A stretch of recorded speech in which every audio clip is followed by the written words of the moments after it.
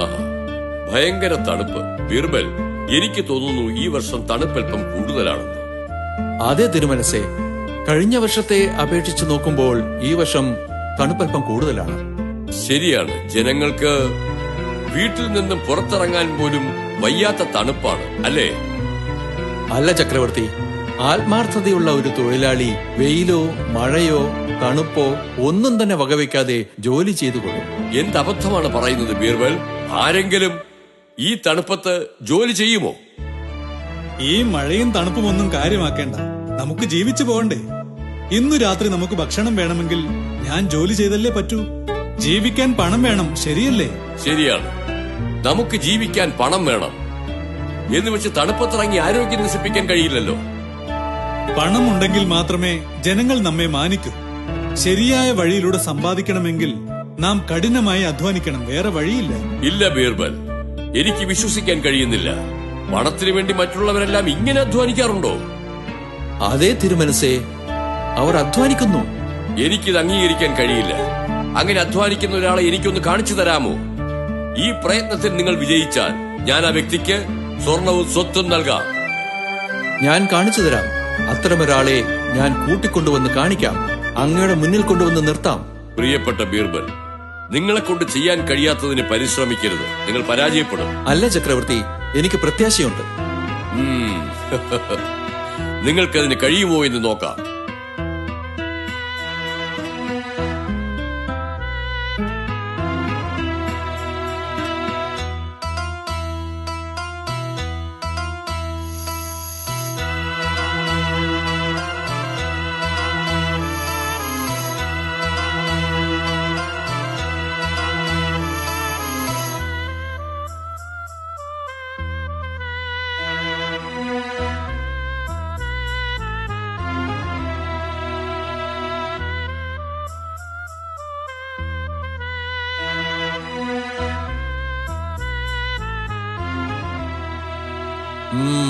ഇയാളാണ് അത് ശരിയായ ഉദാഹരണം.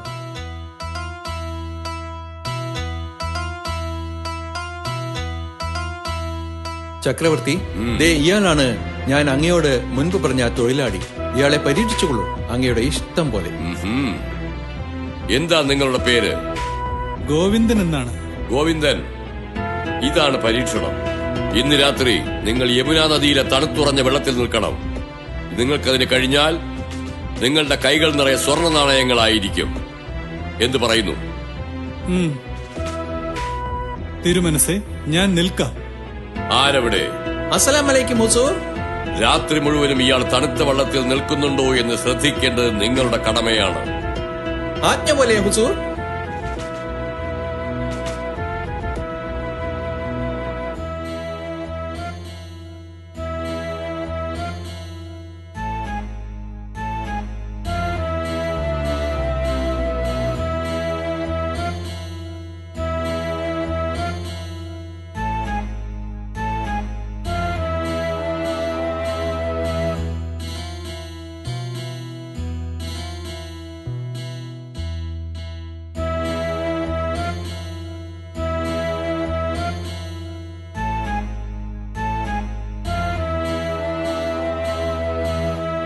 തിരുമനസേ, അങ്ങയുടെ ആജ്ഞ പോലെ ഇന്നലെ രാത്രി മുഴുവനും ഞാൻ യമുനാ നദിയിലെ തണുത്ത വെള്ളത്തിൽ നിന്നു.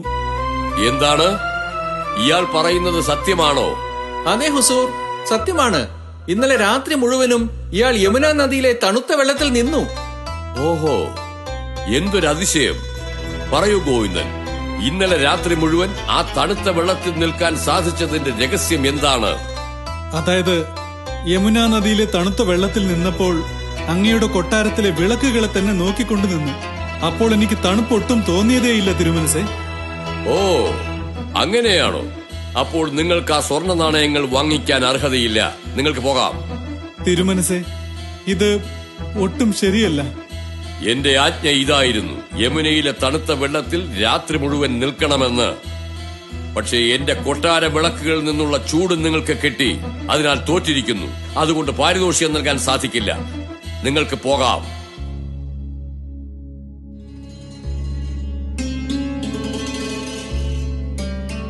എന്താ ഗോവിന്ദൻ, എന്താ ദുഃഖിച്ചു വരുന്നത്?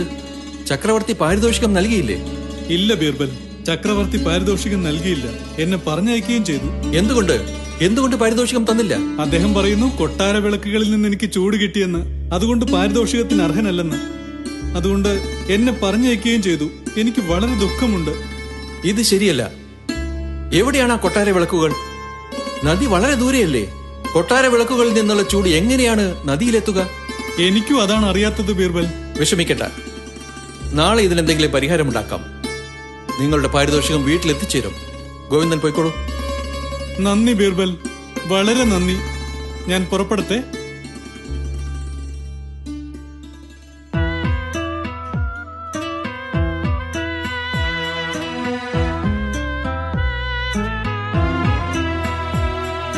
എന്താ പറ്റിയത്?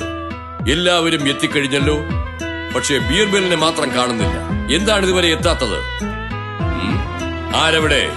അസ്സലാം അലൈക്കും ഹുസൂർ. വേഗം പോകൂ, പോയി ബീർബലിനെ കൂട്ടിക്കൊണ്ടുവരൂ. ആജ്ഞ പോലെ ഹുസൂർ. തിരുമനസേ, ബീർബൽ അദ്ദേഹത്തിന്റെ വീട്ടിൽ ഉപ്പുമാവ് ഉണ്ടാക്കുകയാണ്. അത് പാചകം ചെയ്ത് കഴിച്ചതിന് ശേഷമേ വരാൻ പറ്റൂ എന്ന് പറഞ്ഞു. ശരി, അങ്ങനെ ആകട്ടെ.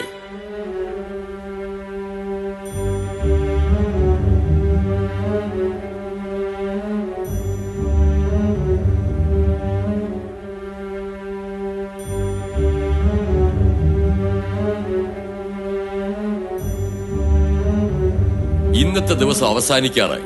ബീർബൽ എന്താണ് വരാത്തത്? നേരിട്ട് പോയി നോക്കിയിട്ട് വരാം. ബീർബൽ, എന്താണിത്? നിങ്ങൾ ഇവിടെ എന്ത് ചെയ്തുകൊണ്ടിരിക്കുകയാണ്? തിരുമനസേ, ഞാൻ ഉപ്പുമാവ് ഉണ്ടാക്കിക്കൊണ്ടിരിക്കുകയാണ്. കലം ഉയരത്തിൽ കിട്ടിയിരിക്കുന്നു, തീയാണെങ്കിൽ ഇത്രയും താഴെയും. ഇങ്ങനെയാണോ ഉപ്പുമാവ് ഉണ്ടാക്കുന്നത് ബീർബൽ? കലത്തിലുള്ളതിന് എങ്ങനെയാണ് ചൂട് കിട്ടുക? എന്തുകൊണ്ട് കിട്ടില്ല? നദിയിൽ നിന്നുകൊണ്ടിരുന്ന ഗോവിന്ദന് കൊട്ടാര വിളക്കുകളിൽ നിന്ന് ചൂട് കിട്ടുമെങ്കിൽ എന്തുകൊണ്ട് ഈ കലത്തിന് ഈ തീയിൽ നിന്ന് ചൂട് കിട്ടില്ല? എനിക്ക് മനസ്സിലായി ബീർബൽ, നിങ്ങൾ എന്താണ് പറയാൻ ഉദ്ദേശിക്കുന്നതെന്ന് എനിക്ക് ബോധ്യമായി. അതെ, ഞാൻ തെറ്റ് ചെയ്തിരിക്കുന്നു. എന്നോട് ക്ഷമിച്ചാൽ ഗോവിന്ദനുള്ള പാരിതോഷികം നിങ്ങൾ തന്നെ എടുത്തുകൊണ്ടുവന്ന് അയാൾക്ക് നൽകിയാലും. നന്ദി ചക്രവർത്തി, നന്ദി. ഗോവിന്ദൻ, ഗോവിന്ദൻ. വരൂ ബീർബൽ, സ്വാഗതം. ഗോവിന്ദൻ, ഇതാ നിങ്ങളുടെ പാരിതോഷികം. നന്ദി ബീർബൽ, വളരെ നന്ദി. നിങ്ങളുടെ കടമ നിർവഹിക്കൂ, അതിനുള്ള പാരിതോഷികം കിട്ടും. അതിന്റെ ഉത്തമോദാഹരണമാണ് നിങ്ങൾ. ഇനി മുതൽ നിങ്ങളുടെ ജീവിതത്തിൽ ദുഃഖമേ ഉണ്ടാവില്ല. ഇത്ര പെട്ടെന്ന് പോവുകയാണോ? വിഷമിക്കേണ്ട, ഞാൻ ഉടനെ തന്നെ തിരിച്ചു വരുന്നതാണ്.